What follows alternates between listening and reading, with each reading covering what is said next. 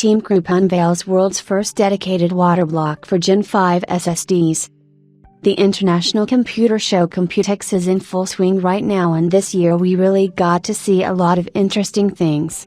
The new Gen 5 SSDs were finally unveiled, and now it's the turn of the vendors to showcase the new generation of cooling devices to maintain operational and low temperatures.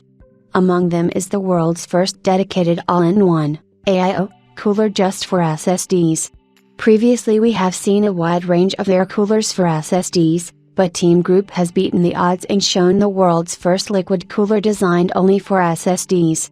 Maybe it's overkill, or maybe we still don't know enough about new SSDs and this cooler will end up being very popular among gamers.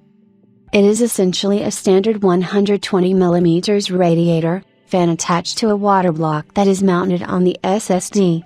However, the waterblock is large, given its purpose, measuring 78 by 58 by 23. 6 mm.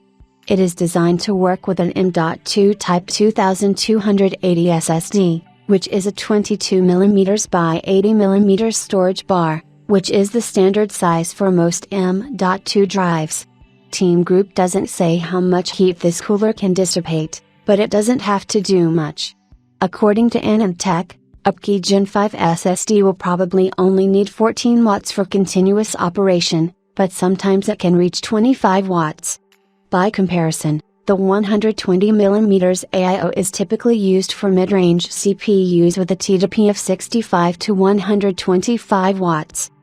As for other features, the 120mm radiator is made of aluminum and the built-in pump is rated for a noise level of 22 decibels.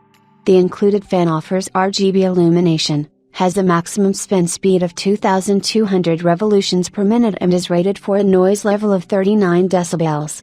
The SSD waterblock, I can't believe I just wrote about this, should provide full coverage for any 3-inch SSD, but it remains to be seen how much better it is than the full coverage heatsinks that motherboard manufacturers put in M.2 slots these days. Some of these heatsinks extend across the motherboard, but it remains to be seen if this solution will provide enough cooling for a Gen 5 device. Teamgroup seems to be sticking with the concept of additional cooling for next generation SSDs. However, this product is so new to the market that it's hard to tell if it's just a marketing ploy or something that will provide tangible advantages over existing coolers.